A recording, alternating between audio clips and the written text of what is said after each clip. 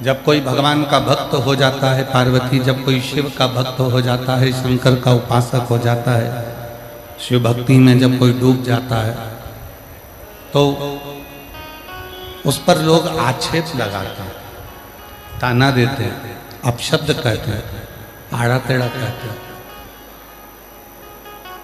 फिर भी वो अपने संयम को धारण करे, कुछ ना बोले, कुछ ना कहे, इंतजार करे।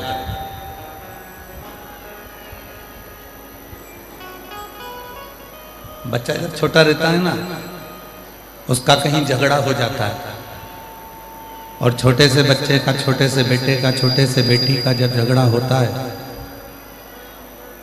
और जब उसका झगड़ा हो जाता है, तो वो झगड़े में रोता रोता जब घर जाता है, तब उसकी मम्मी, उसके पापा कहते हैं चल मैं चलता हूं, देखो जरा तेरे को किसने मारा,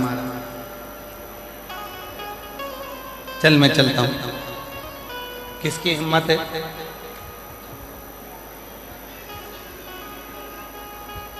किसकी हिम्मत है जिसने तुझको मारा? चल मेरे साथ। मम्मी पापा तुरंत तैयार हुए, भाई भाऊ तैयार हुए और चल तुरंत। अब उन्होंने ये भी नहीं देखा कि मेरे बेटे की गलती है कि सामने वाले की गलती है, मेरे बच्चे की गलती है कि सामने वाले की गलती है। उसने ये नहीं देखा, उसने तो कहा चल तुझे तकलीफ है ना, तेरा झगड़ा हुआ है ना, चल मेरे साथ चल।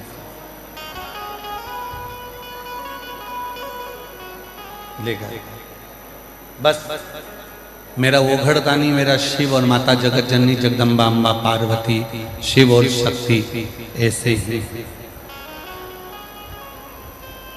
उसने ये नहीं देखा मेरे शंकर भगवान ने कि तुमने पाप कितना करा, मेरे शंकर भगवान ने ये भी नहीं देखा कि तुमने पुण्य कितना करा। मेरे शंकर भगवान ने तो केवल इतना देखा कि इसने मुझे पुकारा, इसने मुझे निवेदन करा, इसने मुझे पुकारा। और जब उसने पुकारा, जब उसने निवेदन किया, जब उसने पुकारा, बस मेरा देव अधिदेव महादेव, मेरा शंकर, मेरा ओघड़दानी, मेरा शंभु, मेरा त्रिकालदर्शी, मेरा कैलाशी अविनाशी, मेरा शिव तुरंत उसी समय पर उसका साथ देने के लिए आ गया। संयम, और उस संयम की सबको जरूरत है। जो शंकर को भरता है, जो भगवान शंकर का आराधना करता है, जो भगवान शिव की आराधना। अच्छा चलता चलता तुम लोग वापस उसको गड़बड़ कर देते हो यार भाई। भगवान शंकर की जो आराधना करता है, साधना करता है, जो भगवान शिव की साधना में डूबा रहता है, उसको सबसे ज्यादा जरूरत होती है संयम की। उसको सबसे ज्यादा जरूरत है संयम। और जिसने अपनी जिंदगी में, अपने जीवन में संयम को धारण कर लिया, फिर उसको भटकना नहीं। थोड़ा संयम। सबसे ज्यादा संयम किस चीज को चाहिए? कहा 3 इंद्रिय ऐसी हैं जिनको संयम की जरूरत पड़ती है। बाकी की इंद्रियों को तो अपनी जगह पर है, पर 3 इंद्रियां ऐसी हैं जिनको संयम की जरूरत है। पहले नंबर पर जिह्वा को संयम की जरूरत है। दूसरे नंबर पर अपने नेत्र को संयम की जरूरत है। और तीसरे नंबर पर है अपनी श्रवण शक्ति, अपने कान, श्रवण, इसको संयम की जरूरत है।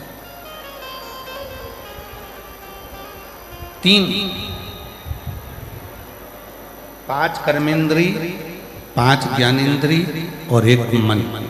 11 इंद्रियों में से केवल 3 इंद्रियां ऐसी हैं जिनको संयम की बहुत जरूरत है। ये 3 इंद्रियों पर जिसने संयम कर लिया, इन 3 इंद्रियों पर जिसने संयम को धारण कर लिया, समझ लो उसने सब कुछ कर लिया। पहला है अपनी वाणी पर संयम, अपनी जिह्वा पर संयम। कितना सुंदर कहा है किसी ने कि वाणी ऐसी बोलिए जो मन का आपा खो। जम के बोलिए जरा, वाणी ऐसी बोलिए जो मन का आपा। और आज के जमाने में वाणी ऐसी बोलिए जो जम के झगड़ा हो, पर उससे मत बोलिए जो तुमसे तगड़ा हो। फिर कभी कभी तुम्हारी वाणी ऐसी जगह बोल जाते हो जहां पर फिर झगड़ा उत्पन्न हो जाता है, लड़ाई हो जाती है, विवाद हो जाता है, तकलीफ उत्पन्न हो जाती है, विवाद उत्पन्न हो जाता है।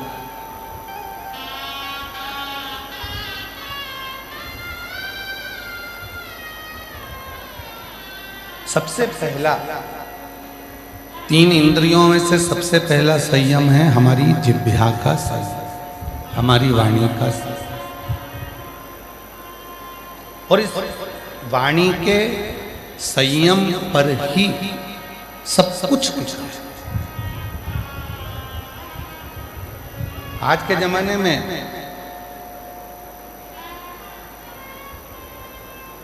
सास बुरी नहीं है, आज के जमाने में बहू भी बुरी नहीं है।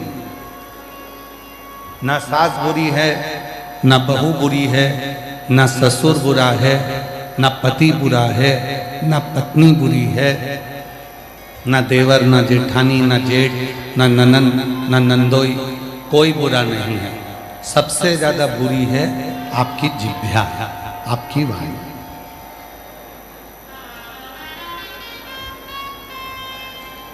और जिसने अपनी वाणी पर संयम करा, जिसने अपनी वाणी को संयमित कर लिया, जिसने अपनी वाणी को संयम में रखना प्रारंभ कर लिया, उसकी जिंदगी सार्थक हो। पहले एक प्रसंग सुनाया था, आज फिर वो प्रसंग स्मरण में आया।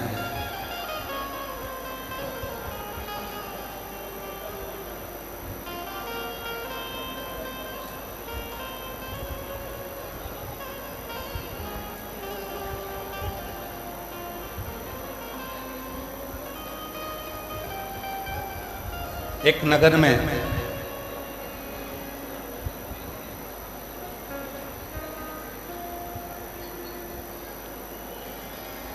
एक नगर सेठ रहता था अच्छा,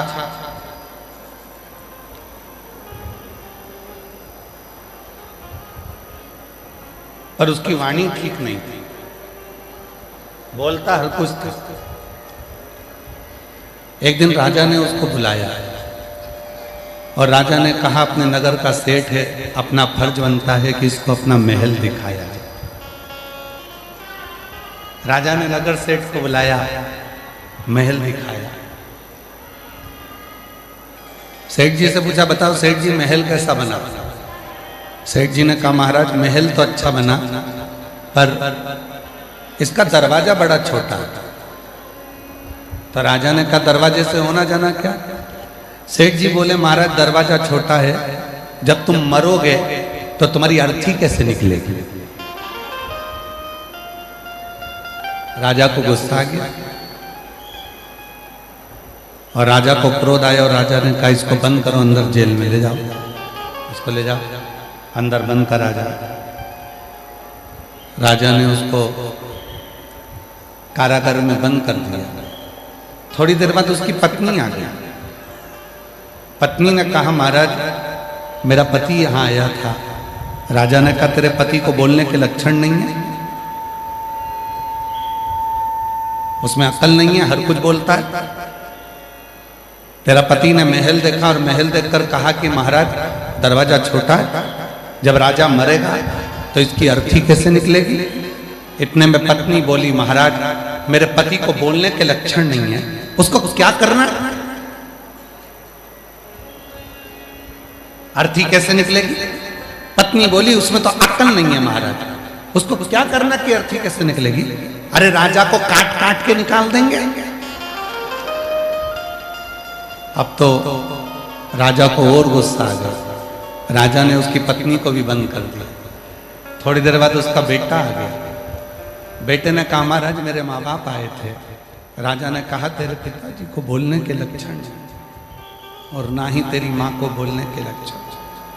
तेरे पिताजी ने कहा जब महाराज मरोगे तो तुम्हारी अर्थी कैसे निकलेगी, और तुम्हारी माँ कहती है कि काट काट के निकाल देंगे। इतने में राजा का लड़का बोला महाराज मेरे माँ बाप को बोलना नहीं आता, उनको क्या करना, अर्थी कैसे निकलेगी? अरे राजा को अंदर ही जला देंगे। बस इतना कहा और राजा ने तीनों को छोड़ दिया। तीनों को छोड़ दिया। राजा को समझ में आ गया कि इंसान कितने भी उच्च पद पर बैठ जाए पर उसकी वाणी अगर ठीक नहीं है तो वो निम्न पद का ही कहलाता है, वो उच्च पद का कभी नहीं कहलाता, वो निम्न पद का ही। सबसे ज्यादा जरूरी है वाणी की संयमिता। सबसे ज्यादा जरूरी है हमारे वाणी की संयम। 3 इंद्रियां ऐसी बताई गई है जिन्होंने अपनी 3 इंद्रियों पर संयम करा, उन्होंने अपनी पूरी जिंदगी पर संयम कर लिया। पहले नंबर पर है अपनी जिह्वा, दूसरे नंबर पर है अपने नेत्र और तीसरे नंबर पर है अपनी श्रवण शक्ति। पहले नंबर पर है अपने जिह्वा। अपनी वाणी पर संयम करना चालू करो। ना सास बुरी है, ना बहू बुरी है, ना ससुर बुरा है, ना सास बुरी है, ना कोई बुरा है। बुरी ये वाणी है जो मुख से निकलती है, अपशब्द करती है, ताना देती है, आड़ा टेढ़ा करती है। केवल एक ये वाणी ऐसी है जो शब्द का तोल मोल कर जवाब नहीं देती। ये बात और ये वाणी जिस दिन हमारे संयम में आ जाएगी, ये वाणी जिस दिन संयम में हो जाएगी उस दिन भगवान को पाना दूर नहीं होगा। कितना सुंदर लिखा है शिव पुराण में कि दुनिया के लोग भगवान को पाने के लिए दुनिया की लिखी हुई स्तुति को गाना चाहते हैं। प्रत्येक संसार के जितने भी संत हैं, महात्मा हैं, जितने कथाकार हैं, जितने योगी, जितने सन्यासी, जितने तपस्वी, जितने साधक, जितने उपासक, सब आपसे निवेदन करेंगे कि ये वाली स्तुति पढ़ो, ये वाला स्तोत्र पढ़ो, ये वाला पाठ करो, ये वाला पाठ करो। और शिव पुराण क्या कहती है, वेद व्यास जी क्या कहते हैं, तुमरुका जी क्या कहते हैं? तुमरुका जी चंचुला देवी से कहते हैं, चंचुला देवी तुम्हें अगर कोई स्तोत्र नहीं आता, तुम्हें कोई स्तुति नहीं आती, तुम्हें कोई मंत्र नहीं आता, तुम्हें कोई साधना नहीं आती, तुम्हें कोई पूजन नहीं आती, तो तुम अपने दिल से, अपने भाव से, अपने मन से तुम भगवान को जो कहकर पुकारोगे, तुम्हारा भगवान उसी समय पर तुम्हारे सामने प्रकट हो जाए।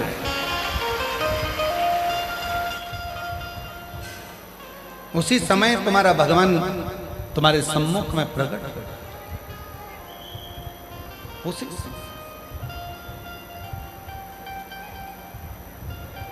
हम क्या कर रहे हैं? दुनिया के लोग क्या करते हैं? जो स्तुति दुनिया ने लिखी है वही स्तुति को गाने का प्रयास करते हैं। जो स्तोत्र दुनिया ने लिखा है उसी स्तोत्र को गाने का प्रयास करते हैं। कभी अपने मन से भी आप कुछ स्तुति को गुनगुना, कभी अपने मन से भी उस परमात्मा के लिए कुछ स्तोत्र को गुनगुना, कभी अपने मन से भी उस परमात्मा को कुछ पुकारो, कभी अपने मन से भी उस परमात्मा के स्मरण को पुकारो। कुछ स्तुति, कुछ मंत्र, कुछ साधना, कुछ अपने भीतर के होना चाहिए। कुछ स्तुति अपने भीतर के होना चाहिए, कुछ मंत्र अपने भीतर के होना चाहिए।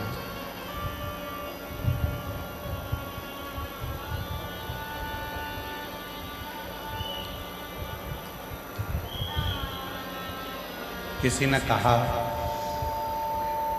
खूब अच्छे अच्छे पाठ करो भगवान मिल जाए। किसी ने कहा खूब अच्छे अच्छे स्तुति पढ़ो परमात्मा मिल जाएगा। किसी ने कहा अच्छे अच्छे मंत्र का जप करो परमात्मा मिल जाएगा। किसी ने कहा इतने घंटे की साधना करो परमात्मा मिल जाएगा। पर शिव महापुराण की कथा कहती है मत बैठो 4 घंटा तुम तप करने के, मत बैठो तुम 5 घंटा साधना करने के, मत बैठो तुम आराधना करने के लिए, पर इतना जरूर करो घर में जो सदस्य रह रहे हैं, घर में जो माता पिता रह रहे हैं, घर में जो बुजुर्ग रह रहे हैं, घर में जो सदस्य निवास कर रहे हैं उनके प्रति प्रेम का भाव रखना प्रारंभ कर दो। मेरा शंकर भगवान तुम्हारे सामने प्रकट हो जाए।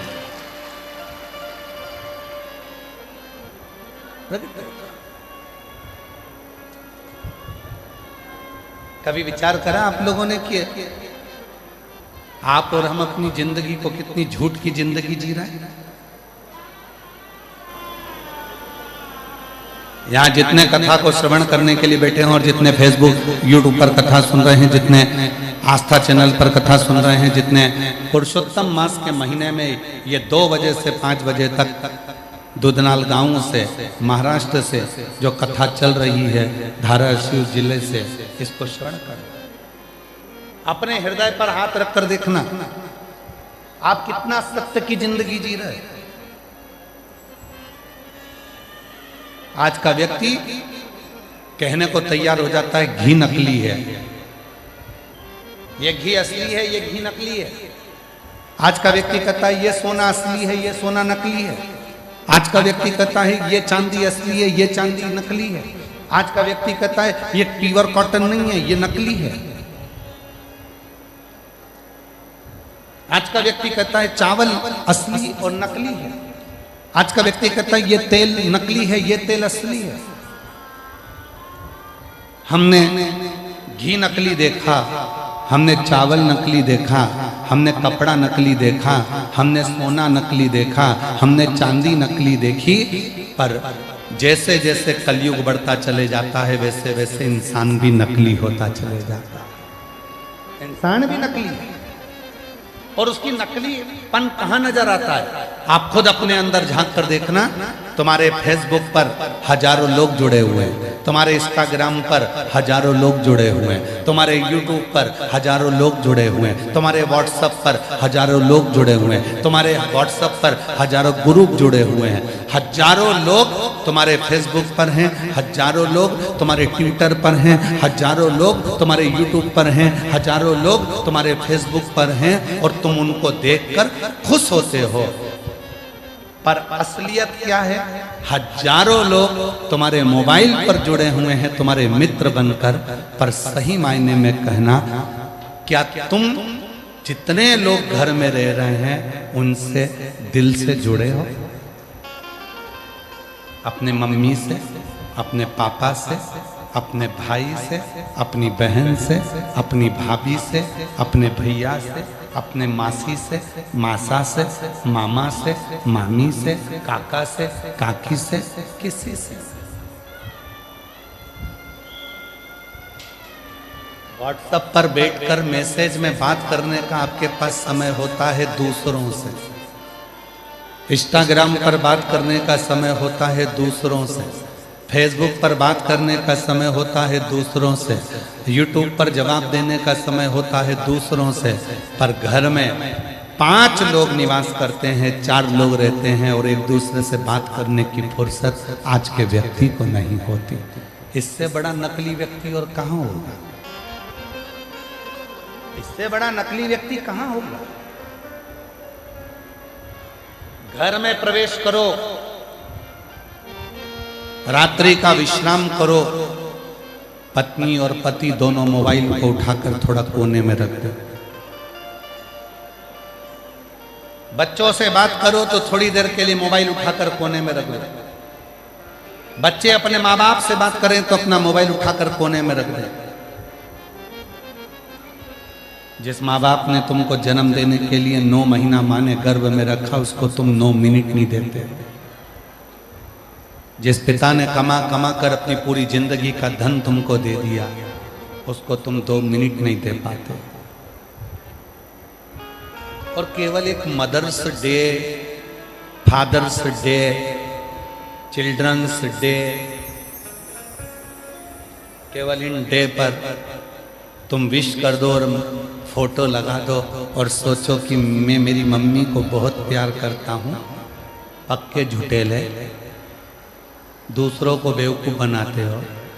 फोटो लगाकर दूसरों को बस आकर्षित करते हो कि मैं मेरी मम्मा को बहुत प्रेम करता हूँ। मम्मा से उस दिन प्रेम होगा जिस दिन तेरी माँ की आंख में आंसू ना होगा। मम्मा से उस दिन प्रेम होगा जिस दिन तेरी माँ की आंखों में आंसू ना हो। पापा से उस दिन प्रेम होगा जिस दिन तेरे पिता के नेत्र में जल ना हो। प्रेम वो नहीं है।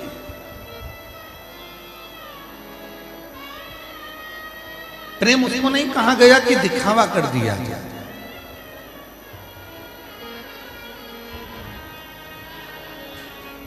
खूब प्रेम के किस्से चलते हैं, खूब प्रेम के किस्से चलते हैं। 33 कोटि देवताओं की लिस्ट निकाली है। सारे देवताओं की लिस्ट निकाल कर देखना कि सबसे ज्यादा प्यार कौन से देवता ने किया। आपको उस लिस्ट में मिलेगा सबसे ज्यादा प्यार केवल एक ही देवता ने करा, वो थे देव अधिदेव महादेव, जो मां सती से प्यार करते थे। मां सती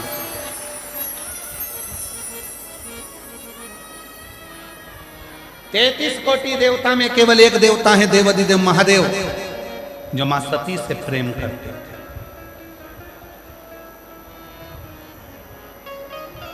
कहा, किसी ने कहा कि सती से प्रेम करते थे तो फिर पार्वती से विवाह क्यों किया? प्रसंग को उठाइएगा। शिव महापुराण के उमा खंड को उठाकर गीता प्रेस गोरखपुर की शिव पुराण लेकर आओ। उस शिव पुराण को घर में पढ़ो और पढ़कर देखना कहीं सीवर वाला बाबा कहीं झूठ तो नहीं बोल दिया। इसलिए पढ़ना जरूरी है, अध्ययन करना जरूरी है। कि सीवर वाला महाराज कथा बाजता है तो हम पढ़ें कि उसने सही बोला कि झूठ बोला।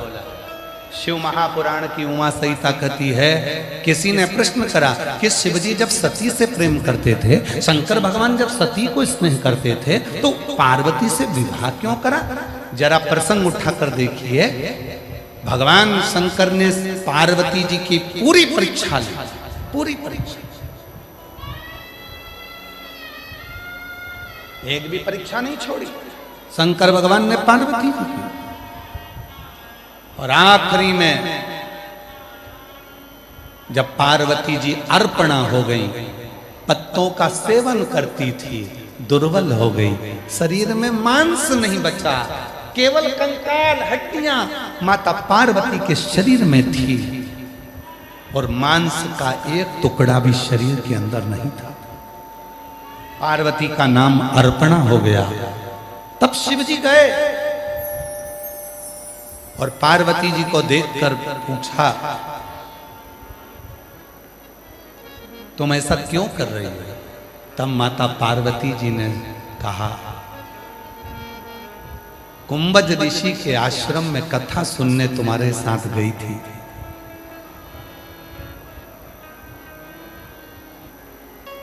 अपने पिता के मुख से आपकी निंदा सुन ली थी, इसलिए शरीर को मैंने जलाकर भस्म कर दिया था।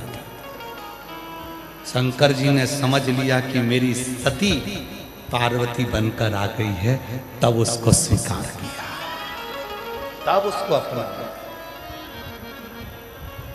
33 कोटि देवताओं की लिस्ट निकाली है।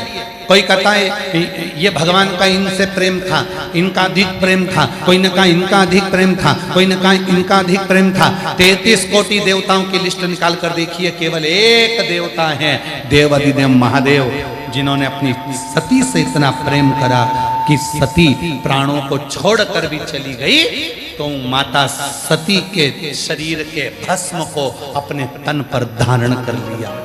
सती मरकर चली गई, प्राण छूट गए, तो सती के शरीर को अपने कंधे पर धारण कर कर तांडव करना प्रारंभ कर दिया।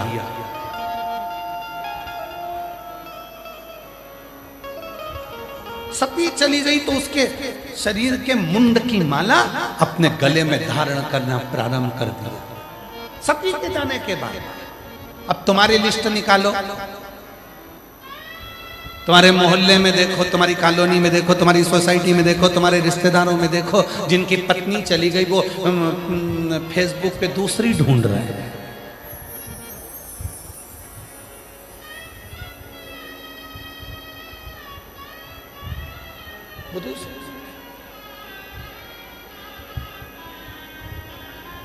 वो विवाह.com में जा रहा है कि हमारे लिए कोई अच्छी और मिल जाए।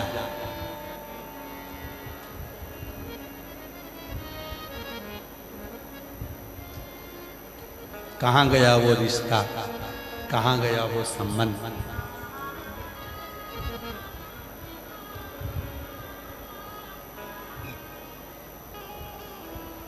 भारत की भूमि पर जितने भी स्त्रियों के व्रत हुए वो सारे व्रत माता पार्वती जी के हुए। तीज का व्रत माता पार्वती का था, चतुर्थी का व्रत माता पार्वती का था, छठ का व्रत माता पार्वती का था।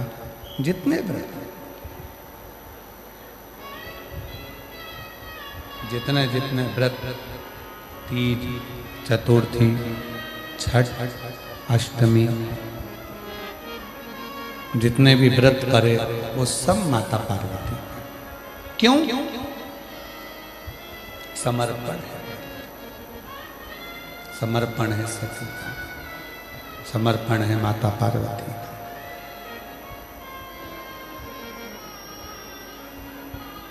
और मैंने तेरे ही भरोसे बाबा, तेरे ही भरोसे हवा बिच उड़ती जावे बाबा, डोर हथों छड़ी नाम कटी जावे।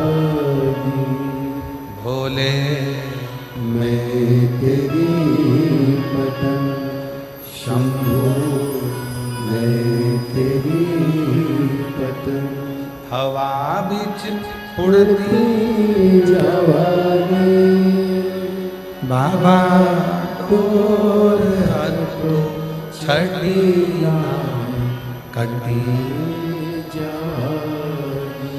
भोले मैं एक विश्वास, वाणी का, प्रेम का, भरोसे का एक विश्वास। कितना प्रेम है,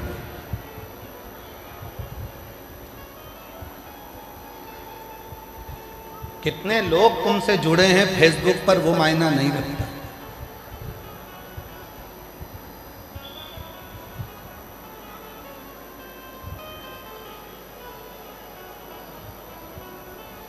मोबाइल पे कितना भी काम कर लो, कितना भी,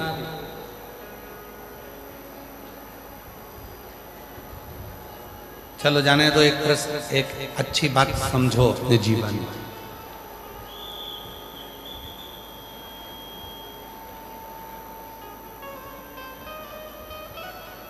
आप उमरगा में रहते हो,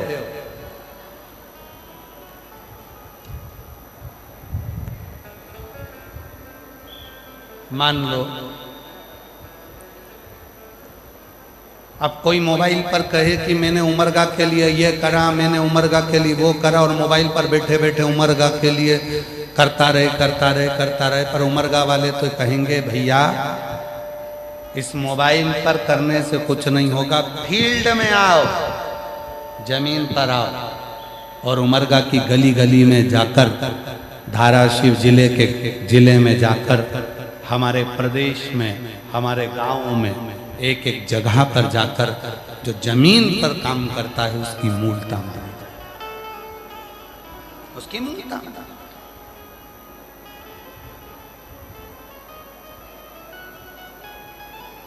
फेसबुक पर कितने तुम्हारे दोस्त हैं वो मायना नहीं रखता, इंस्टाग्राम पर कितने तुमसे जुड़े हैं वो मायना नहीं रखता। मायना क्या रखता है? जिस दिन तुम्हारी दुख की घड़ी है, बीमारी आ गई, एक्सीडेंट हो गया, तकलीफ में आ गए, हॉस्पिटल में पड़े हो, केवल एक दिन देखने के लिए गए, बाकी के दिन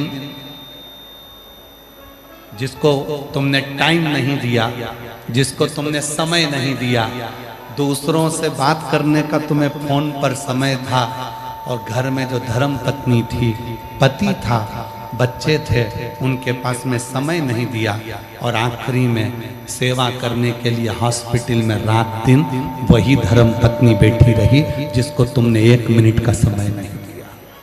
1 मिनट का समय नहीं दिया। उठा रही है, बिठा रही है, भोजन करा रही है, कपड़े धो रही है, स्नान करा रही है, शरीर नहीं काम कर रहा तुम्हारा तो भी वो तुम्हारी सेवा कर रही है। एक दिन तुम मीठे वाणी से उससे नहीं बोले, एक दिन तुम प्रेम की वाणी से उससे नहीं बोले, फिर भी उसने अपना पूरा समय तुम्हारे को दिया, पूरा समय। हो सकता है हमारी बात का कई लोगों को बुरा लग जाए, पर ईमानदारी से एक बात कह दें, हो दूधनाल वालों, पाटिल साहब बोल दें, हो सकता है हमारी बात का बुरा लग जाए, पर कह देते हैं, पत्नी से अच्छा दोस्त दुनिया में कोई नहीं हो सकता। उसको अपना बेस्ट फ्रेंड बनाओ। दुख आया है, कोई नहीं आएगा, 4 दिन आएंगे, 5 दिन आएंगे, 6 दिन आएंगे, तुम तो 2 महीने से हॉस्पिटल में पड़े हो, घर में बीमार पड़े हो, कोई तुम्हारा दोस्त आकर तुमको ले जाकर बाथरूम में बिठाएगा, कोई तुम्हारे कपड़े धोएगा, कोई तुम्हारे काम करेगा, कोई तुमको चम्मच से रोटी खिलाएगा, रोटी चम्मच से भी नहीं खा पाओगे तो मिक्सर में पीस पीस कर पानी बनाकर नली से पिलाएगा। कोई करने वाला केवल एक ही बेस्ट फ्रेंड रहेगा, वो तुम्हारी धर्म पत्नी रहेगी, तुम्हारा पति रहेगा। उस पति को बेस्ट फ्रेंड बनाओ, धर्म पत्नी को बेस्ट फ्रेंड बनाओ, उसको अपना स्नेह, उसको अपना प्रेम। ये बाकी के सब तो अपनी अपनी जगह पर, बाकी के सब अपनी जगह पर जब आप उससे स्नेह करेंगे, प्रेम करेंगे, उससे वात्सल्यता करेंगे, करुणता करेंगे, जब आप उससे स्नेह से बात करके चिंता में स्नेह से रखेंगे, वो आपके जीवन को सुख प्रदान करना प्रारंभ करता है, वो आपके जीवन को सुख देना प्रारंभ करते, आनंद देना प्रारंभ करते। उससे प्रीति जोड़िए, उससे स्नेह जोड़िए, उससे प्रीति जोड़ने का प्रयास करिए, उससे स्नेह जोड़ने का प्रयास करिए।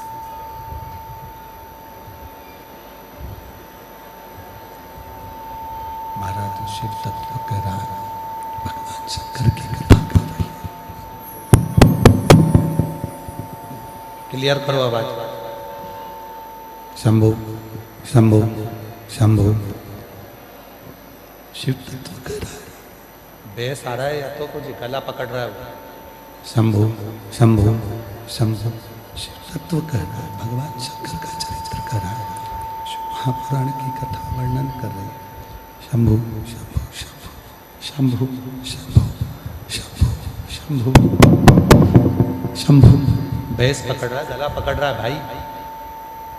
शंभु शंभु शंभु शंभु, शिव तत्व कह रहा है। शंभु शिव तत्व कह रहा है, भगवान शिव महापुराण की कथा वर्णन कर, शिव तत्व कह रहा है।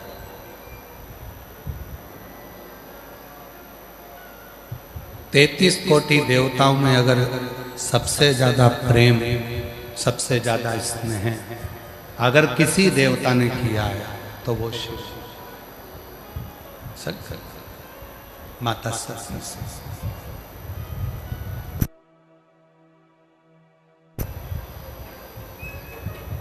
शंकर भगवान का जो भक्त होता है, शिव का जो उपासक होता है, शिव की साधना करने वाला होता है, शिव की आराधना करने वाला होता है, भगवान शंकर की भक्ति में डूबने वाला होता है, आज भी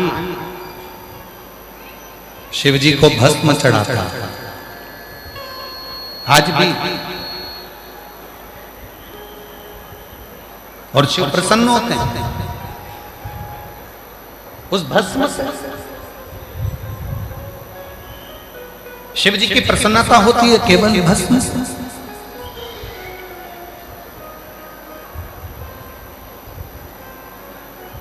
शिव जी की प्रसन्नता होती है केवल भस्म से। क्यों? सती के शरीर की वो राख, माता सती के शरीर की वो भस्म, माता सती के शरीर की वो राख आज भी शिव को प्रियता प्रदान करती है, शिव को आनंद प्रदान करती है। आज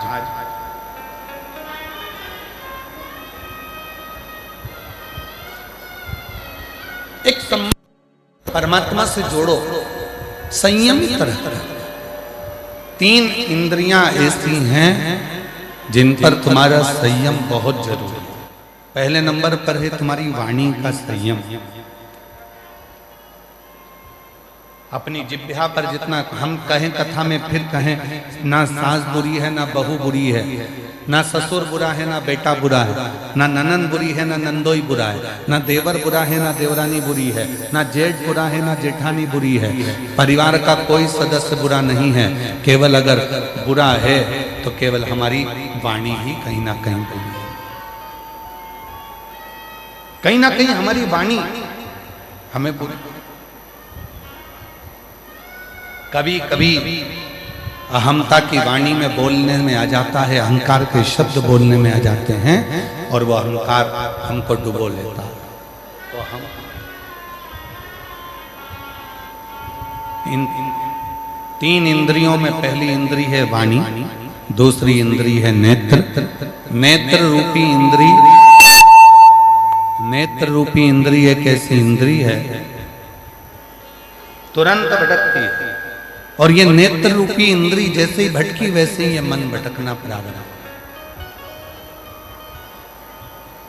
ये नेत्र रूपी इंद्री जैसे ही भटकी मन भटकना प्रारंभ, मन भटकना। ये नेत्र की सबसे बड़ी गलती है।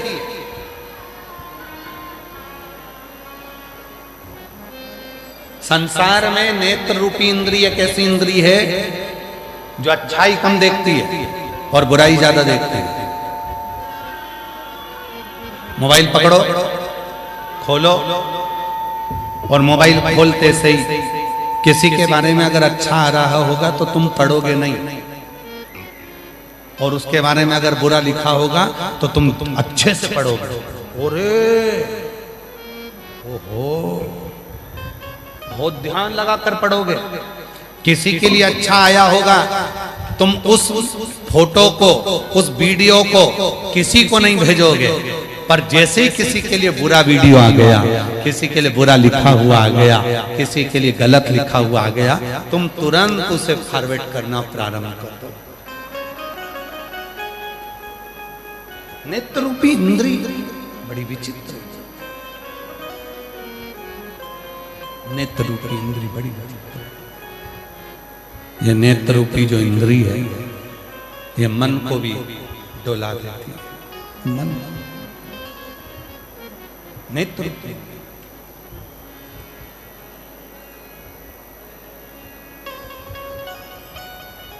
चलो जाने दो, प्रैक्टिकल करिएगा। सुबह मॉर्निंग वॉक करने जाते हो? अरे बोलो तो जम के। सुबह सुबह मॉर्निंग वॉक करने जाते हो, घूमने जाते हो, व्यापार पर जाते हो, दुकान जाते हो, नौकरी पर जाते हो, कहीं सब्जी लेने जाते हो, फल के मार्केट में जाते हो, कहीं ना कहीं तो जाते होगे। जिस रास्ते से जाते हो उस रास्ते पर 2 दिन पहले कोई कुत्ता मर गया, तुमने मरा हुआ कुत्ता देख भी लिया, कुत्ता मरा हुआ कोई उठा के ले भी गया और मरे हुए कुत्ते को ले जाकर कहीं कचरे में किसी ने डाल दिया। पर यह नेत्र ऐसी इंद्रिय है, सब्जी लेने जा रही है, फल लेने जा रही है, पर उसने सोचा है कि यहां पर मरा हुआ कुत्ता था, नहीं देखूंगी, फिर भी वो निगाह चलते चलते उस पर चली ही जाती। ये निगाह, ये दृष्टि, ये नेत्र अच्छा नहीं, वहां पहुंच।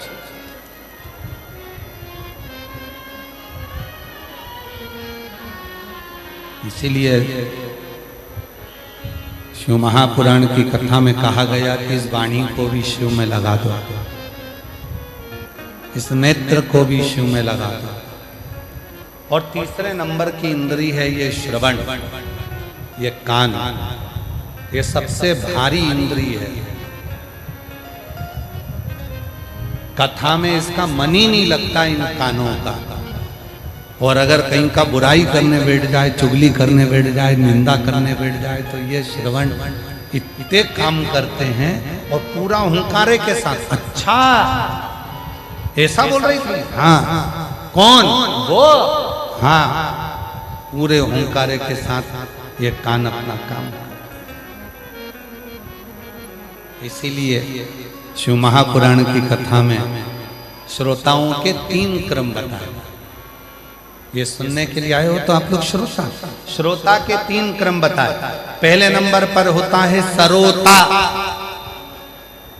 सरोता देखा है आप लोगों ने? जम के तो बोलो। सुपारी कतरने वाला, सुपारी कतरते हैं, अभी तो आम आ रहे हैं, केरी आ रही है कच्ची, तो उसका अचार बनाने के लिए सरोता। पहले नंबर पर होता है सरोता, जिसका काम है केवल कतरना, काटना। तो 3 तरह के श्रोता होते हैं। पहले नंबर पर सरोता, जिनका एक ही काम है, कथा में आकर बैठते हैं और दिन भर बैठकर कतरते रहते हैं। किसने क्या बोला, किसने क्या नहीं बोला, महाराज जी ने कैसी कथा सुनाई, क्या बोला, महाराज जी ने क्या बताया, भोजन में क्या मिला, किसने कितनी बुराई करी। दिन भर बैठकर उसको केवल कतरना है, बुराई करना है, उसका केवल एक काम है कतरना, उसका नाम है सरोता। दूसरे नंबर पर आते हैं कथा में सोता। दूसरे नंबर के कथा में पहुंचते हैं सोता, जो कथा में केवल सोने के लिए आते हैं। बस महाराज जी जैसे ही कथा कहना प्रारंभ करे और धीरे से इनके नेत्रों में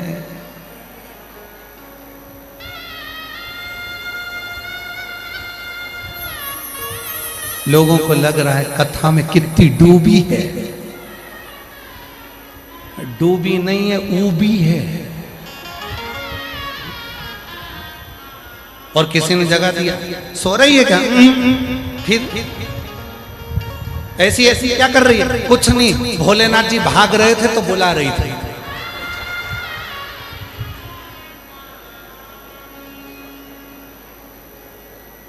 शंकर जी भाग रहे थे तो बुला रही थी। आपके यही नजदीक की कथा है, गुलबर्गा की।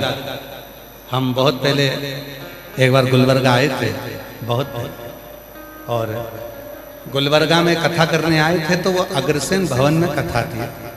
वहाँ तो भवन था छोटा, लोग हो गए ज्यादा, और एक माताजी ब्लैक कलर का चश्मा लगा के आती थी। पूरे भवन में कहीं पांव रखने की जगह नहीं थी, बाहर अंदर सब, पर उसके पास में जगह ही जगह थी, उसके पास कोई नहीं बैठते, और वो ब्लैक कलर का चश्मा लगा के आती थी और बैठ जाती थी। और कथा में वो बैठती थी हमेशा एक खंबे से टिक के, उसका स्थान पक्का था और उसके पास कोई नहीं बैठता था। तो हमने 1-2 लोगों से कहा कि तुम्हारे पास वहां जगह नहीं है तो वहां बैठ जाओ। अरे महाराज जी घुर्राटे भरती है, खूब सोती है। अब मन में आया कि कथा में कोई सोता है क्या? कथा पूरी हुई, बेलपत्र लेने के लिए वो आई, तो हमने कहा माँ तू कथा में आकर सोती है, तू घर पे नहीं सोती है। अरे गुरुजी, दिन के समय में बहू चली जाती नौकरी पे, छोरा चले जाता नौकरी पे, बच्चे छोड़ के चले जाते हमारे माथे। तो हम तो भोलेनाथ जी से के ऐसी कथा हमारे गुलबर्गा में होती रहे, कम से कम 2 बजे से 5 बजे तक सोने का मौका तो मिल जाए।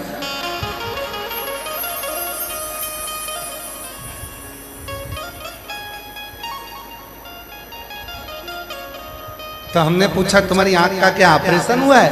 नहीं, काले चश्मे में दिखती नहीं ना।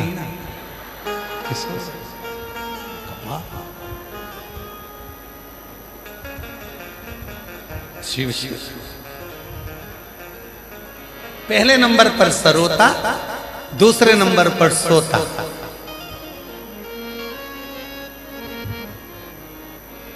कई लोग हैं जिनको कथा में नींद आ जाती है। ऐसा लगता है जैसे सीहोर वाला बाबा लोरी सुना रहा है।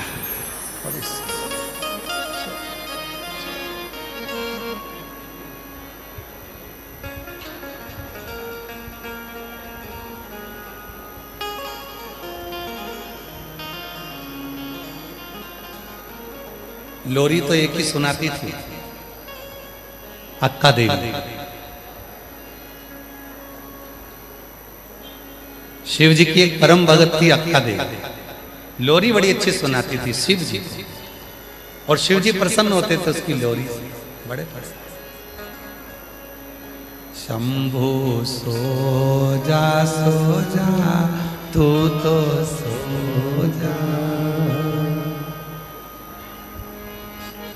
लोरी बड़ी सुंदर सी।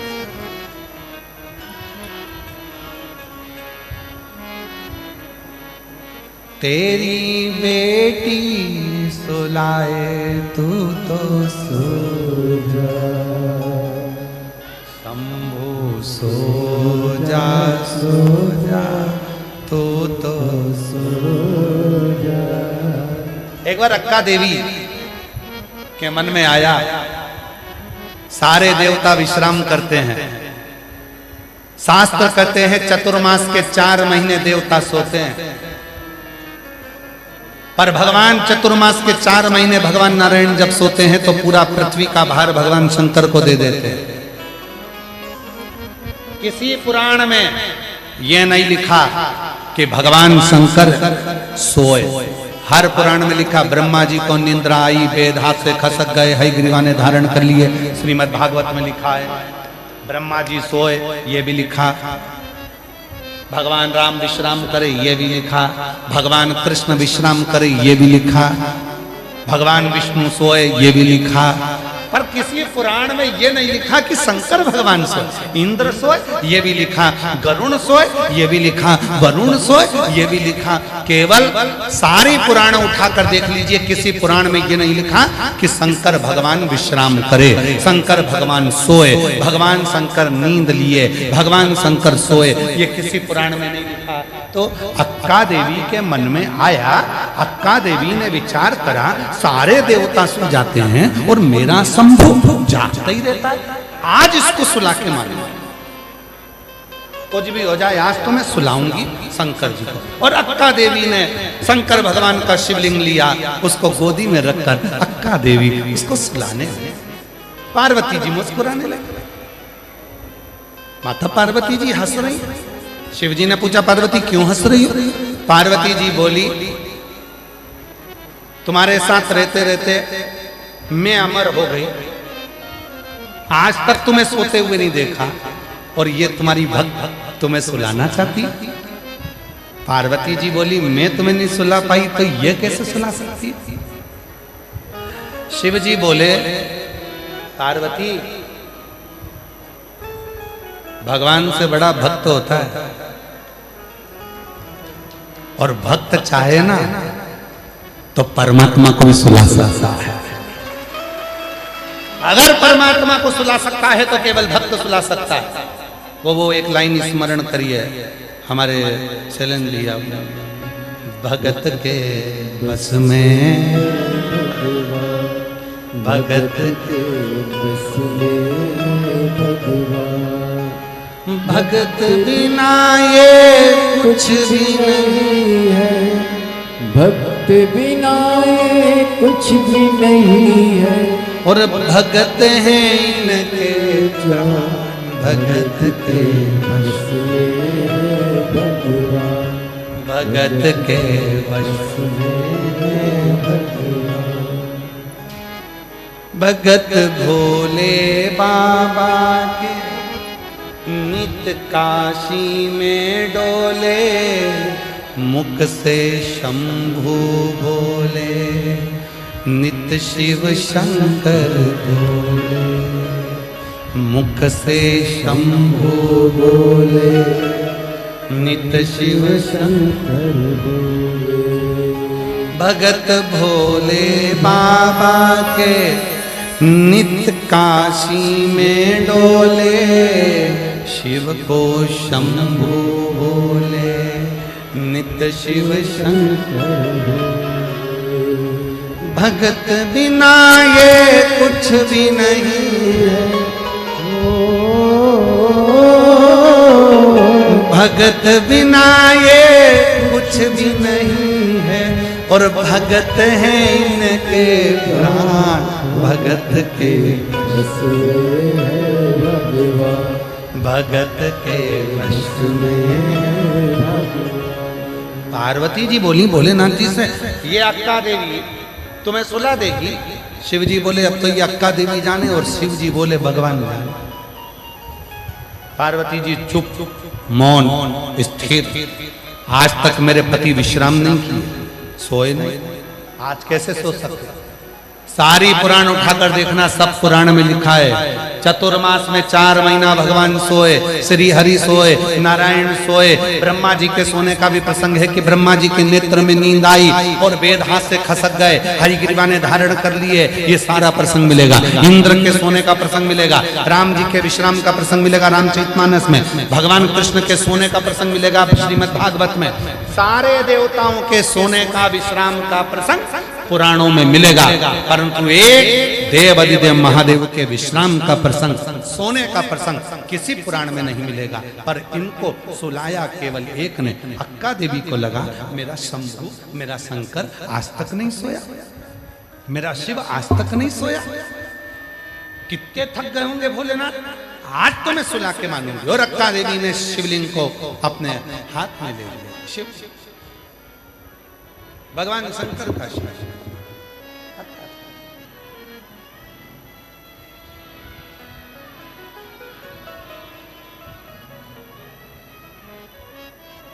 मखवल की गादी लगा दी, मखवल का तकिया लगा दिया, मखवल की गादी, मखवल का तकिया, उसी पर भगवान शंकर के शिवलिंग को रख दिया। बैठ गई अक्का देवी, हाथ जोड़, शंभो शंभो शंभो शंभो शंभो शंभो। बैठ, जब तक तू नहीं सोएगा तब तक मैं नहीं सो। बड़ा भारी संवाद अड़ गया। अक्का देवी ने कह दिया अब मैं भी नहीं सोऊंगी जब तक तू नहीं सोएगा।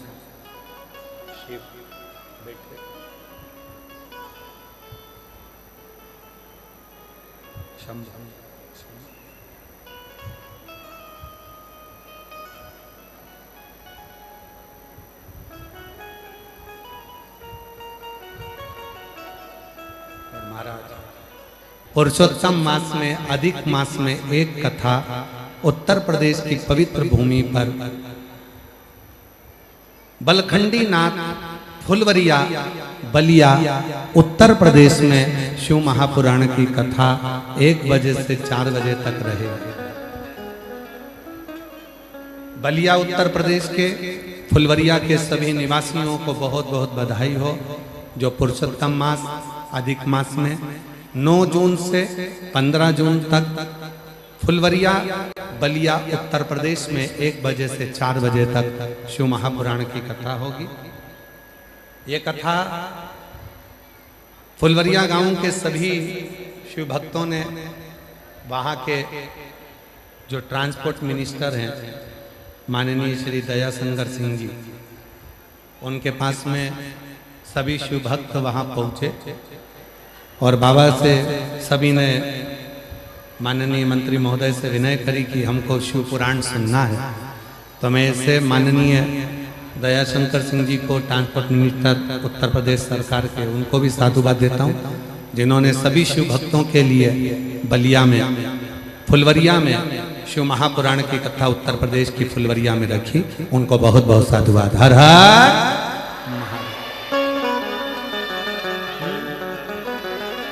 नहीं आ रही।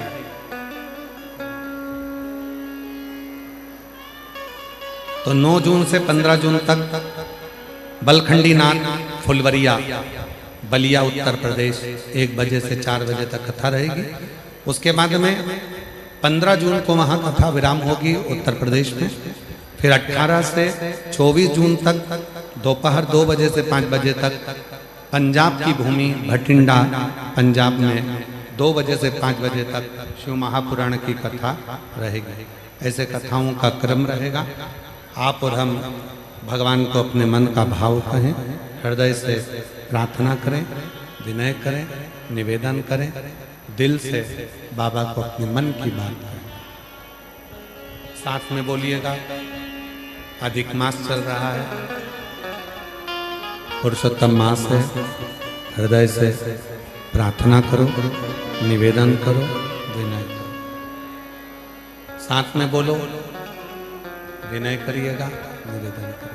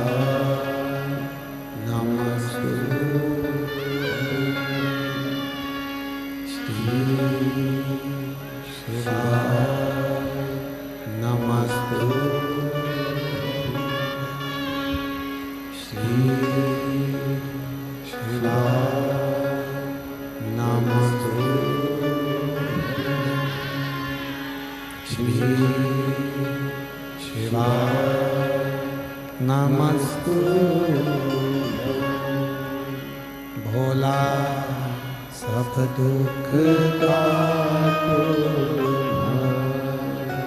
ओ भोला सब दुख काटो।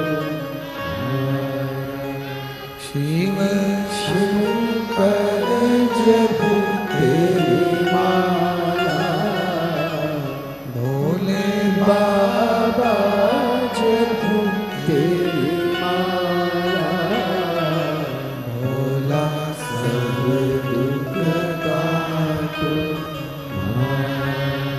ओ भोला सब दुख काटो। देश मंगल मंगलकारी, देश मंगल मंगलकारी। शमशान वासी हमारा, शमशान वासी हमारा। ओ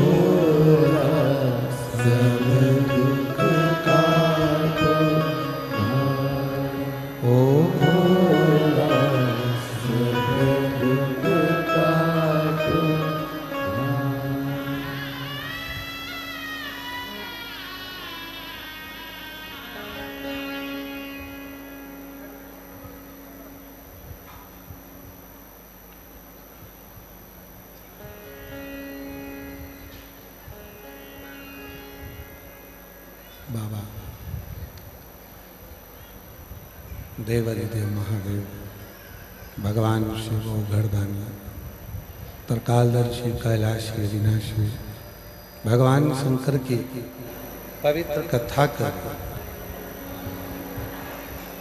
शिव महापुराण की कथा वर्णन करते।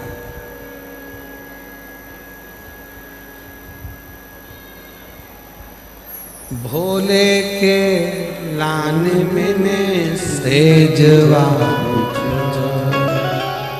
माता अक्का देवी ने भगवान शंकर के शिवलिंग को नमन कर कर कहा, जब तक आप विश्राम नहीं करते, सोते नहीं हो, तब तक मैं भी नहीं, मैं भी विश्राम मैं भी नहीं। पार्वती जी हंस रही। 4 रात्रि हो गई, 5 रात्रि हो गई, शिव जी सोए नहीं, भगवान शंकर सोए नहीं। अक्का देवी जाग, क्लियर आवाज करो, प्लेन आवाज करो, गला पकड़ लो। अक्का देवी सोई नहीं। तब भगवान शिव कैलाश को छोड़कर अक्का देवी ने जो सेज बिछाई थी भगवान शिव के लिए, उस सेज पर आकर भगवान शंकर ने अक्का देवी को दर्शन दिया। कुछ देर का विश्राम, कुछ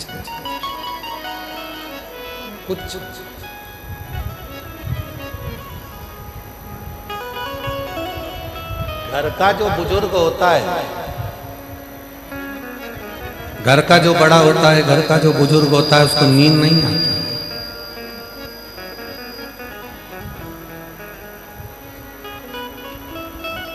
जिसके ऊपर बहुत भार होता है ना, जिसके ऊपर बहुत ज्यादा भार होता है, उसको नहीं आती, उसको नींद नहीं आती। गला पकड़ रहा है, बेस खोल रहे हो आप लोग, क्लियर करो ना आवाज। उसको नींद नहीं आती।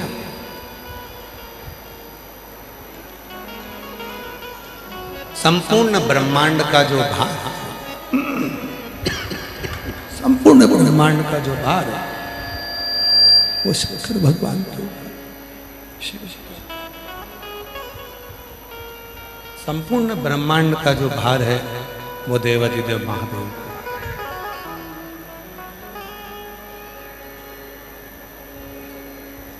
तो शिव पुराण कह रही है,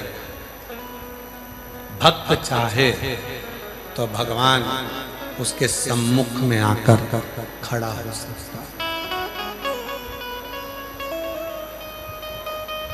अपने भीतर की स्तुति हो, अपने भीतर का मंत्र, अपने भीतर की साधना, अपने भीतर के विचार, अपने भीतर के भाव।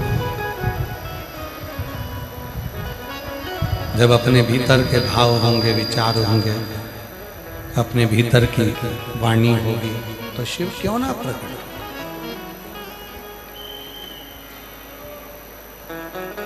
आवाज नहीं आ रही भाई, उस पंडाल में आवाज खोल दो भाई, बाहर का प्रेशर खोल दो।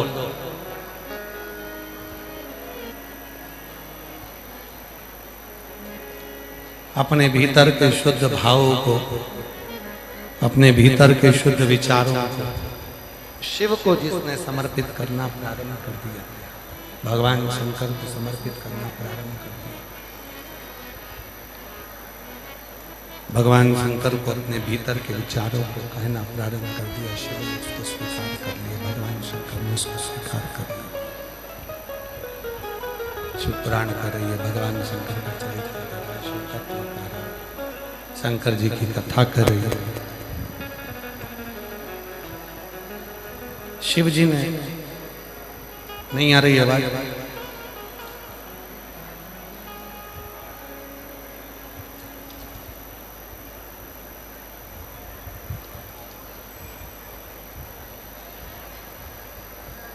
शिव जी ने माता पार्वती जी को संयम, सदाचार, स्नेह और सेवा,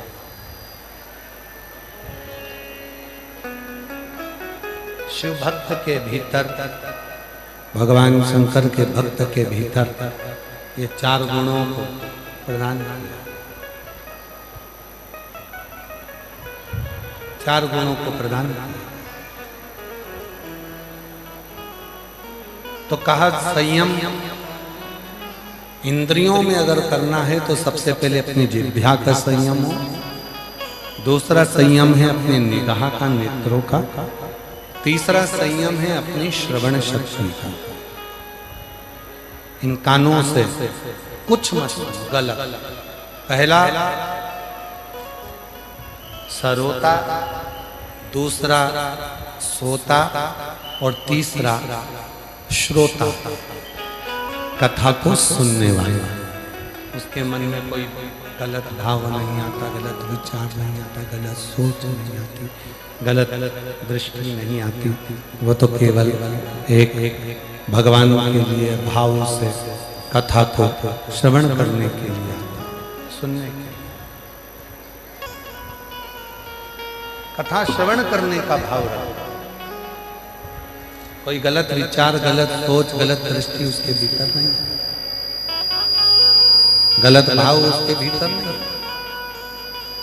एक बड़ा सुंदर सा प्रसंग कहा, महाकाल वन में भगवान शिव पार्वती जी के साथ में विराजमान है, जहां पर भक्तों के 4 गुणों का स्मरण शिव जी पार्वती जी को करा। पहला गुण अपन ने श्रवण करा संयम का, दूसरा गुण महाकाल वन में भगवान शंकर माता पार्वती को सदाचार का कहते हैं। अच्छे विचार रखिए, अपना अच्छा भाव रखिए, लोगों के प्रति भाव शुद्ध रखिए, दृष्टि शुद्ध रखिए, अच्छा मन रखिए, अच्छे भाव रखिए। अच्छा भाव, अच्छा विचार रखेंगे, उस दिन भगवान सदाचार के भाव में रहेंगे, शिव तत्व की प्राप्ति अपने आप होना प्रारंभ। अपने तीसरे नंबर पर शिव भक्त का जो गुण बताया है वो है स्नेह, सबसे प्रेम।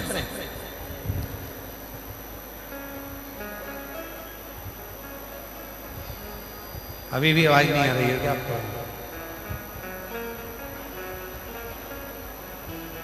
आपके एक आदमी को मैं भेज दीजिए, थोड़ा सा पता कर लेगा जाकर। इतनी दूर भी नहीं है कि जाने में 1.5 घंटा लग जाए। तीसरे नंबर पर है स्नेह,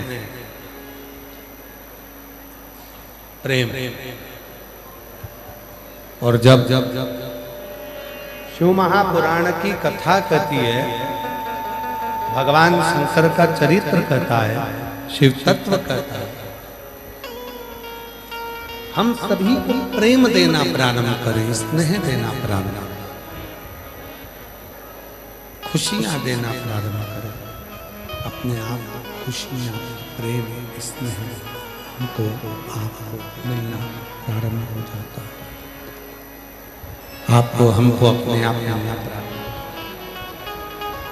देखो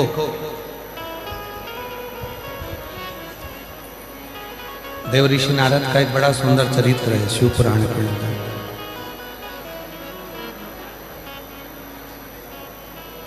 कामदेव पर भगवान शंकर ने विजय प्राप्त नहीं की, क्योंकि वो रिश्तेदार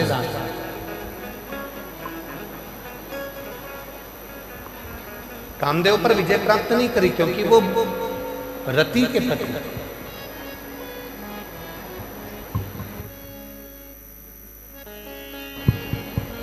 क्योंकि वो रति के पति।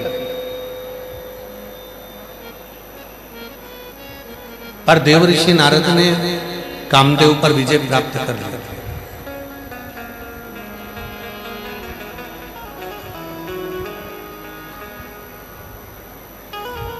पर देव ऋषि नारद ने ये नहीं जाना कि हम किसका अपमान करने के लिए जा रहे हैं।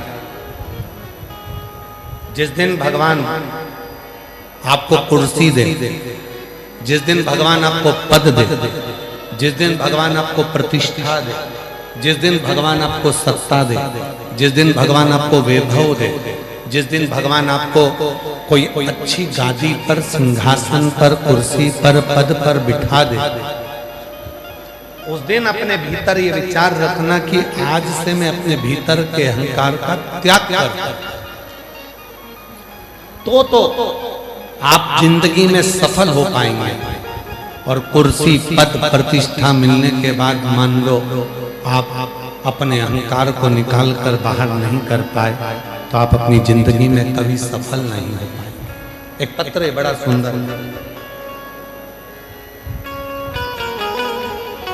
बड़ा सुंदर पत्र।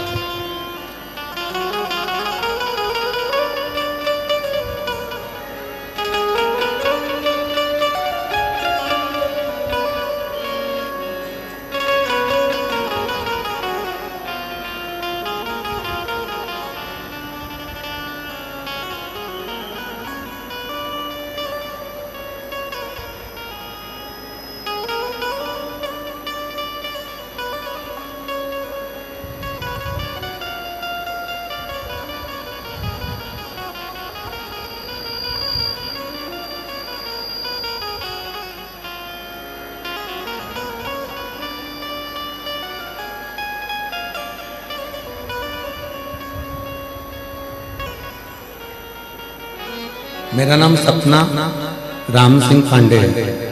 मैं रहने वाली कासार सिरसी गांव की हूँ। कहीं बैठी हो तो हाथ हिला सकती है, अगर कहीं बैठी हो तो हाथ हिला सकती है। मेरा नाम सपना राम सिंह पांडे है। मैं रहने वाली कासार सिरसी गांव की हूँ। मेरा बेटा 7 महीने का था तब उसे अचानक तबीयत खराब हुई और उसके हमें सोलापुर अस्पताल में 2 अलग अलग ऑपरेशन करवाए, पर उसकी तबीयत में कोई सुधार नहीं हुआ। हैदराबाद के डॉक्टरों ने बताया उसकी दोनों किडनियां खराब हो चुकी हैं। किडनी बदल दी गई तो भी सिर्फ 10 साल की गारंटी डॉक्टर देने लगे। मैं पूरी तरह से टूट गई कि इसकी किडनियां काम नहीं कर रही, करूंगा क्या। तभी आपके बताए हुए उपाय को किसी ने कहा, 1 लोटा जल सारी समस्या का हल होता है। ये जानकर मैंने वो उपाय करना प्रारंभ किया। 1 लोटा जल चढ़ाते ही शिव जी को पशुपतिनाथ का व्रत करती और बाबा के भरोसे मेरे बेटे की जो दोनों किडनियां खराब थी, बाबा के भरोसे उसको शिव जी पे चढ़ा हुआ जल देते। थोड़ा सा जल मैंने पहली बार दिया, पशुपतिनाथ का व्रत किया, मेरे बेटे में थोड़ा सा सुधार दिखाई देने लगा। मैंने पार्थिव शिवलिंग की पूजन की और इन जैसे आप सावन में कहते हो पार्थिव शिवलिंग का पूजन कराते हो, उस पूजन का फल बताते हो, वैसे मैंने भी पार्थिव पूजन किया। और मेरा बेटा आज बाबा की कृपा से, शिव की कृपा से, जिसकी दोनों किडनी खराब थी, मैं उसके बचपन से आज तक उसको शंकर जी पे चढ़ा हुआ जल देती हूँ। और आज बाबा की कृपा से मेरा बेटा 19 साल का हो गया है और उसकी दोनों किडनियां ठीक हो गई हैं। मैं बाबा को यहाँ धन्यवाद देने के लिए, गुरुदेव, मैं आपको कई वर्षों से सुन रही हूँ। पहले आप टीवी पर कभी कभी आते थे, अब आपकी कथा पूरी सुनने को मिलती है।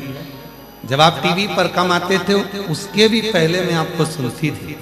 और आज बाबा की कृपा से मेरा बेटा 19 साल का हो गया, उसकी दोनों किडनी ठीक हो गई। मैं बाबा को प्रणाम करने के लिए आया। एक पत्र और बड़ा सुंदर,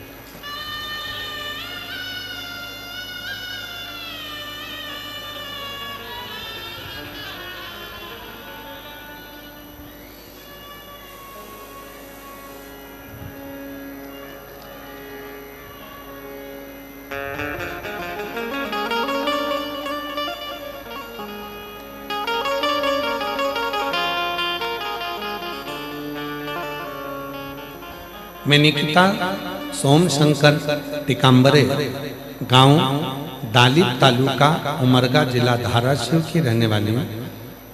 मुझे सब बोलते थे इसकी शादी को 18 साल हो गए हैं, इसको बच्चा नहीं होगा। सब आड़ा टेढ़ा कहते थे, अपशब्द कहते थे, ताना देते थे।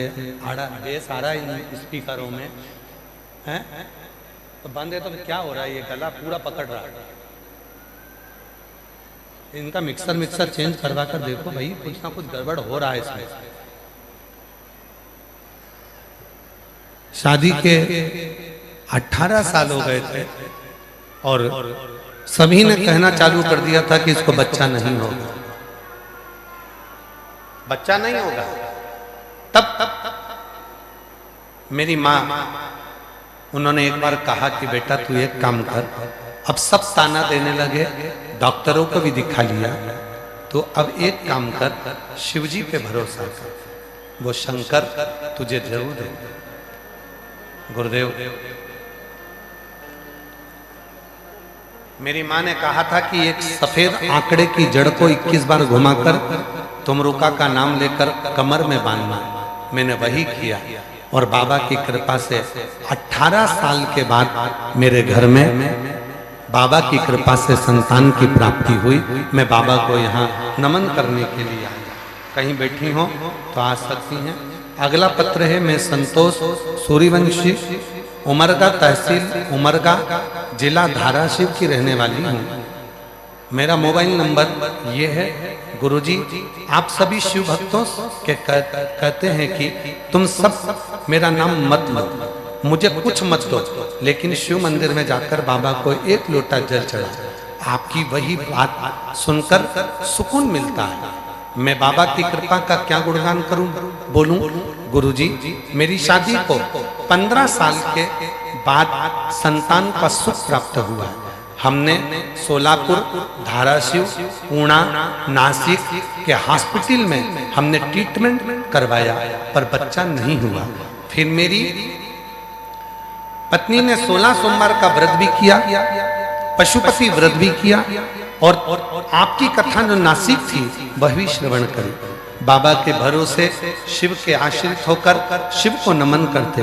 बाबा, हम आपको नहीं जानते कि आप कथा करते हो कि नहीं करते, पर इतना जरूर जानते हैं कि आप कथा करते हो तो मेरा भोले बाबा आपकी बात को जरूर मानता है। और शिव की कृपा से बाबा, हमने शंकर पर भरोसा करना प्रारंभ करा, एक लोटा जल चढ़ाना प्रारंभ करा। नांदेड़ में भी कथा सुनी, सीहोर में जाकर 2025 की कावड़ यात्रा भी करी और बाबा की कृपा से 15 साल के बाद मेरे घर में संतान की प्राप्ति हुई। एक बार जोरदार ताली बजाएं, कहीं बैठे हो तो आज 15 साल के बाद मेरे घर में संतान की प्राप्ति हुई। अगला पत्र है, अर्चना रजनीकांत ट्यूटे, सुरपुर, शाहपुरा, कर्नाटका से कहीं बैठी हो तो आ सकती हैं। जिनके पत्र पढ़े जा रहे हैं वो लोग यहाँ आ सकते हैं। मैं आपको दिल से धन्यवाद देती हूँ। आपकी प्रेरणा और महादेव की कृपा से मेरा जीवन बड़ा दुख था वो दूर हुआ है। शादी के कई वर्ष हो गए थे, संतान का सुख नहीं था। तब मेरी सासू माँ ने आपका प्रदोष वाला व्रत करने का बोला और प्रदोष का उपाय करने को बोला। बाबा की कृपा से आज मेरे यहाँ कई सालों के बाद संतान का सुख प्राप्त हुआ। आज मैं बाबा को धन्यवाद देने के लिए यहाँ पहुँची, शिव की कृपा से यहाँ पहुँची। और जो जैसी भावना वो फल पाया, नहीं खाली उसे लौटाया, वो मन ही मन हर्ष और कर दिया माँ। बोलो बोलो बोलो, लौटा दिया भंडार काशीवाद, ओ लौटा दिया भंडार काशीवाद, कर दिया माँ काशीवाद। जिस भाव से जिस विचार से, जिस सोच से, जिस भाव से आप कथा को श्रवण करने के लिए बैठते हो। मेरा देव हरिदेव महादेव, मेरा शंकर, मेरा ओघड़दानी, मेरा त्र्यंबकनाथ, मेरा भीमा शंकर, मेरा मल्लिकार्जुन, मेरा शिव कृपा करता, करुणा करता। तो शिव कथा कर रही है।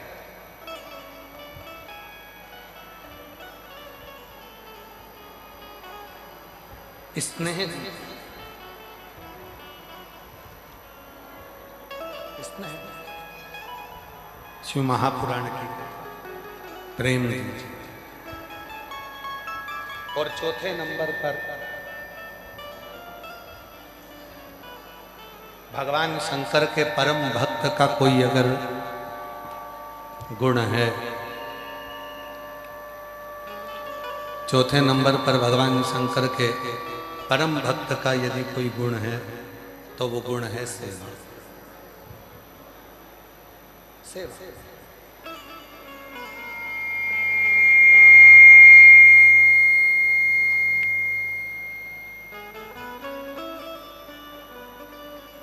कितने लोग हैं जो शिव जी के मंदिर में रोज जल चढ़ाने जाते हैं? जरा हाथ उठाओ तो। जाते हो? रखो। प्रणाम, आपके चरणों को नमन, दंडवत आपको।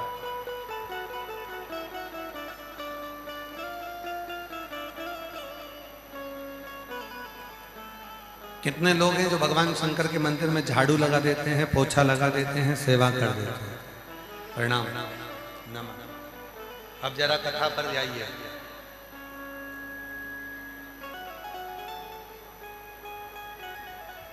शिव महापुराण क्या कर रही है? महाकाल वन में विराजमान भगवान शिव पार्वती जी से कहते हैं, पार्वती मेरे भक्त के 4 गुण हैं और उन 4 गुणों में एक गुण है सेवा का गुण।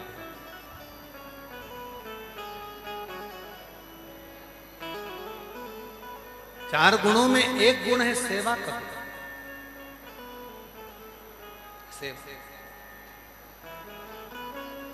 कथा में आए हो, आप लोगों से निवेदन किया, भूखे को भोजन और प्यासे को पानी, जय बाबा बर्फानी। हम किसी को पानी पिला रहे हैं, मुख झूठा करा रहे हैं, भोजन करा रहे हैं, टॉफी खिला दी, बिस्कुट खिला दिया, कुछ ना कुछ उनको खाने को दिया, मुख झूठा करा दिया, ये भी एक सेवा, ये भी एक सेवा। कोई बुजुर्ग है, बहुत बीमार है, उसको पकड़कर उसके इलाज करवा दिया, ये भी सेवा।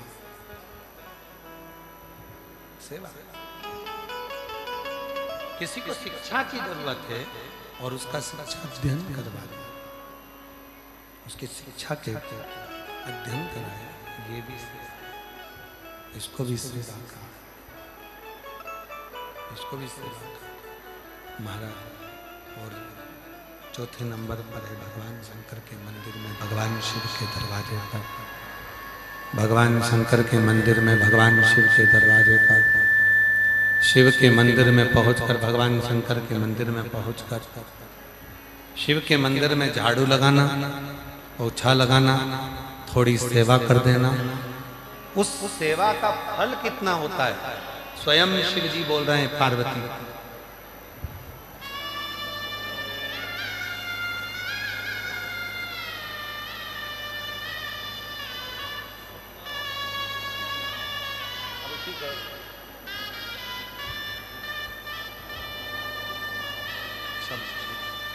ठीक है बेटा।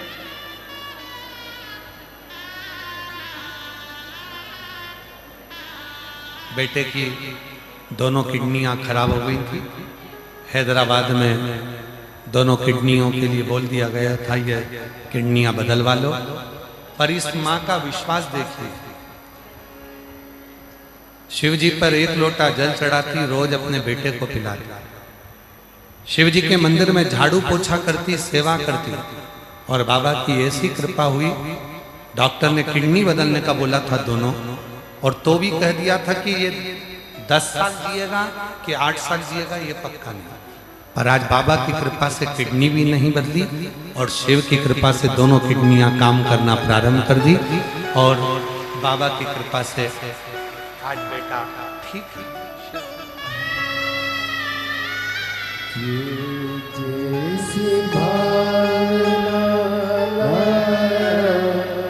हो वैसा ही फल पाया, नहीं खाने से लौटाया, वो मन हर्षाया, कर दिया माला शिवाले लौटा दिया वंदा काशी वाले। शिव के प्रति समर्पण सेवा का, और जितनी हम सेवा कर रहे हैं, जितना भाव से हम सेवा करेंगे, जितने भाव से हम सेवा में लगेंगे, जितने भाव से हम सेवा की तल्लीनता करेंगे, सेवा के भाव में लगेंगे, देवादिदेव महादेव ने माता पार्वती जी से कहा, पार्वती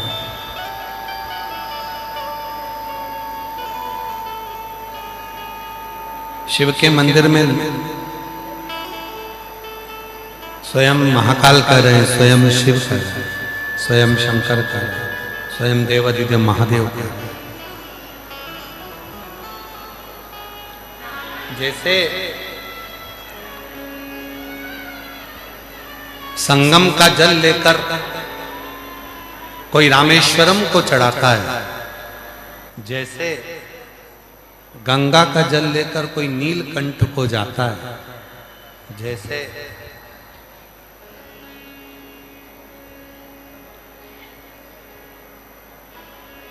गोदावरी का जल लेकर त्र्यंबक को चढ़ाता है, जैसे कोई चिट्टा का जल लेकर महाकाल को समर्पित करता है, जैसे नर्मदा का जल लेकर ओमकारेश्वर को समर्पित करता है।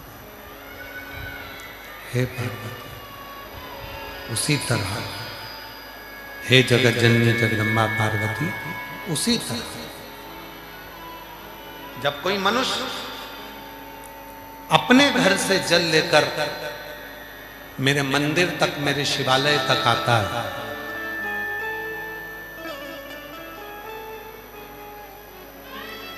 मेरे शिवालय तक जो पहुंचता है जल समर्पित करने के, उसको केवल एक मंदिर में या शिवालय में जल चढ़ाने का फल नहीं मिलता।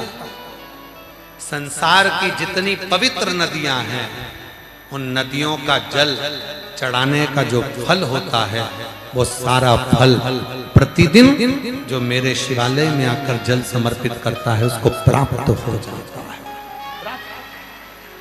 प्रतिदिन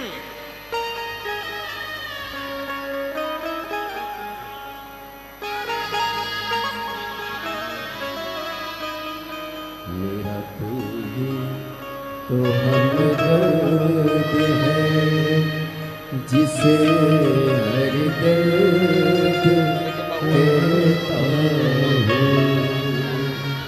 मेरा तू ही तो हमदर्द है, जिसे हर दर्द कहता हूँ।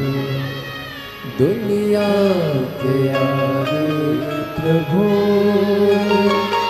चुपचाप रहता हूँ। दुनिया के आगे प्रभु चुपचाप रहता हूँ। मेरा तू ही तो हमदर्द जिसे हर दर्द कहता हूँ। मेरा तू ही तो हमदर्द है, जिसे हर दर्द कहता हूँ। सेवा का फल कितना है, शिव पुराण की कथा कर रही है, भगवान शंकर का चरित्र कर रहा है। सेवा का फल कितना फल सेवा में। एक लोटा जल ले जाने वाला जब शिव के मंदिर में जल चढ़ाता है तो सारी पवित्र नदियों के जल के बराबर वो जल हो जाता है। एक सुंदर चरित्र शिवजी भगवान माता पार्वती जी से कहा। सुनो पार्वती, हे जगत जननी जगदम्बा पार्वती, एक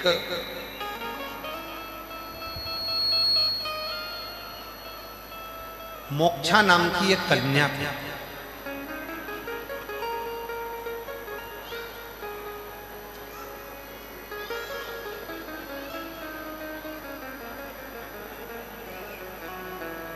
उसके पिता ने, उसके परिवार वालों ने उससे ईर्ष्या कर उसका विवाह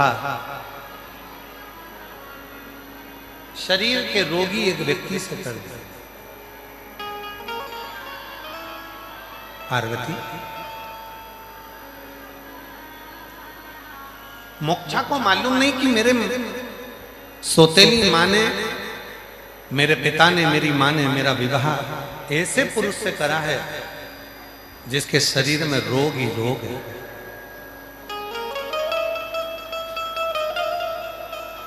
विवाह हो गया, मोक्षा का पति के साथ मोक्षा रहने लगी, पर पति तो बीमारी में इतना ग्रसित था कि उससे वो निकल ही नहीं पा रहा था। एक दिन मोक्षा, पार्वती, एक दिन मोक्षा भ्रमण करते करते, जब पृथ्वी पर चलते चलते चलते चलते भ्रमण करते करते अपने पति के लिए औषधि लेने के लिए गई थी और वन में घूमते घूमते उसको तुमरुका जी का दर्शन हो गया।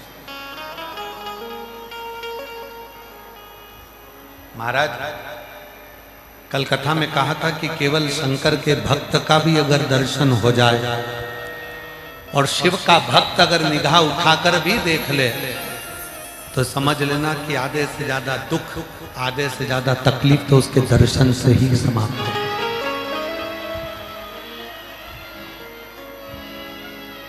मोक्षा औषधि लेने के लिए वन में गई थी। तुमरुका जी का दर्शन, तुमरुका जी को देखा और तुमरुका जी को देखकर मोक्षा की आंख में जल भर गया। तुमरुका जी ने पूछा, मोक्षा तू रोती क्यों है?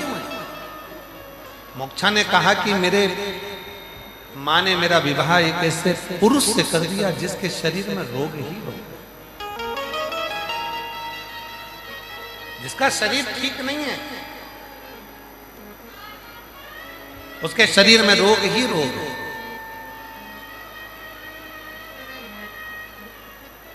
ईर्ष्यावश मेरा विवाह किया गया।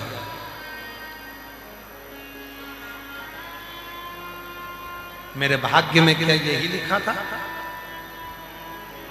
तुमरुका जी ने कहा, सुनो मोक्षा, भाग्य लिखना विधाता का काम है, देवता का काम है तुम्हारे भाग्य को लिखना, पर उस भाग्य को बदलने की अगर कोई जवाबदारी रखता है, भाग्य पलटने की अगर कोई बात रखता है तो केवल एक देव अधिदेव महादेव ही रखता है। किस्मत लिखना, किस्मत लिखने वाला कोई और हो सकता है, पर किस्मत को पलटने वाला, किस्मत को बनाने वाला और किस्मत को बदलने वाला यदि कोई होगा तो केवल एक देव अधिदेव महादेव, केवल एक शिव, कोई दूसरा नहीं हो सकता। हम उसको स्मरण करें, हम उसको याद करें। मेरा तू ही तो हमदर्द है जिसे हर दर्द कहता हूँ। मेरा तू ही तो हमदर्द है जिसे हर दर्द कहता दुनिया के आगे प्रभु चुपचाप रहता दुनिया के आगे प्रभु चुपचाप रहता मेरा तू ही तो हमदर्द जिसे हर दर्द कहता तू ही तो हमदर्द है जिसे हर दर्द कहता मोक्षा तो चिंता मत कर। लिखने वाले ने लिख दिया तेरे भाग्य में सब मिलेगा, तो क्यों चिंता करते है, तो क्यों टेंशन लेते है? तो एक काम कर, जिंदगी के अगर सारे रोगों को, जीवन की अगर सारी तकलीफों को कोई मिटा सकता है तो वो देव अधिदेव महादेव। जो तुमरुका जी ने मोक्षा से कहा वो ध्यान लगाकर सुनिएगा जरा। तुमरुका जी कहते हैं सुनो मोक्षा, भगवान नारायण के मंदिर होंगे, भगवान विष्णु के मंदिर होंगे, भगवान ब्रह्मा के मंदिर होंगे, 33 कोटि देवता के मंदिर होंगे, राम कृष्ण के मंदिर होंगे, श्री हरि के मंदिर होंगे, पर शंकर जी का मंदिर नहीं होता। शंकर जी का तो शिवालय होता, शिव जी का मंदिर नहीं होता। शिव जी का मंदिर शिवालय कहलाता है। शिवालय का मतलब होता है अगर हम वहां पहुंचे हैं और हमारी जिंदगी के जितने दुख हैं, जितनी तकलीफ है, जितने कष्ट हैं, जितनी बीमारी है, सब शंकर में लय हो जाए, उसको शिवालय कहा जाता है। हमारे जीवन का जो दुख, हमारे जीवन की जो तकलीफ, हमारे जीवन का जो कष्ट, हमारे जीवन का जो कुछ भी है, हम अगर शंकर जी के पास पहुंचे हैं तो हमारे जीवन का जो कुछ भी है वो शंकर में समाहित हो, शंकर में लय हो जाता है। भगवान शंकर के अंदर वो लय हो जाए, वो शिवालय कहलाता है। वो शंकर भगवान का शिवालय, वो शिवालय, उसको शिवालय कहा, उसको शिवालय अच्छा तो क्यों क्यों रोते हैं, क्यों दुख करते हैं, क्यों कष्ट? एक काम शंकर के मंदिर में जाकर, तो एक काम कर, शिव के मंदिर में जाकर तो सेवा करना प्रारंभ कर। झाड़ू लगा, पोछा लगा, सेवा कर, तेरे जो दुख होंगे। कई लोग हंसते हैं, कोई कथाकार नहीं कहता कि मंदिर में झाड़ू लगा, कोई कथा वाचने वाला नहीं बोलता कि मंदिर में पोछा लगा। केवल एक सीवर वाला बाबा ही ऐसा है जो कहता है कि मंदिर में शंकर के झाड़ू लगाओ, शंकर के मंदिर में पोछा लगाओ, शंकर के मंदिर में सेवा करो। क्यों कहता है? क्योंकि अगर जिसने अवंतिका नाथ की कथा को सुना है, जिसने महाकाल वन की कथा को सुना है, जिसने अवंतिका नरेश की कथा को सुना है, जिसने मेरे महाकाल की कथा को सुना है, वो जानता है कि शंकर का मंदिर नहीं होता, शंकर के मंदिर को शिवालय कहते हैं। और शिवालय में जब हम झाड़ू पोछा करते हैं, कुछ गंदगी को साफ करते हैं, तो हमारे जीवन के जितने दुख होते हैं वो अपने आप समाप्त हो जाते हैं। सब समाप्ति की ओर चले, सब समाप्ति की ओर।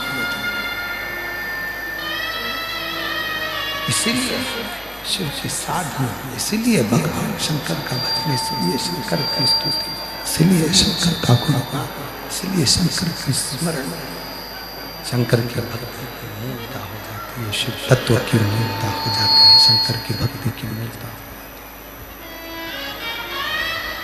शिव के स्मरण की मूलता हो जाती है, भगवान शंकर के नाम की मूलता हो जाती है, उसकी गुणगान की मूलता हो जाती है।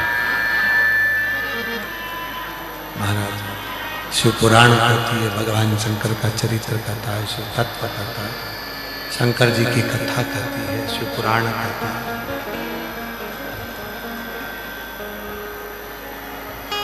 मोक्षा ने शिव के मंदिर में, शिवालय में झाड़ू पोछा करना प्रारंभ करा और उसके पति के जितने शरीर में रोग थे वो धीरे धीरे धीरे धीरे सब समाप्त होते चले, सारे रोग समाप्ति पर चले, समाप्त।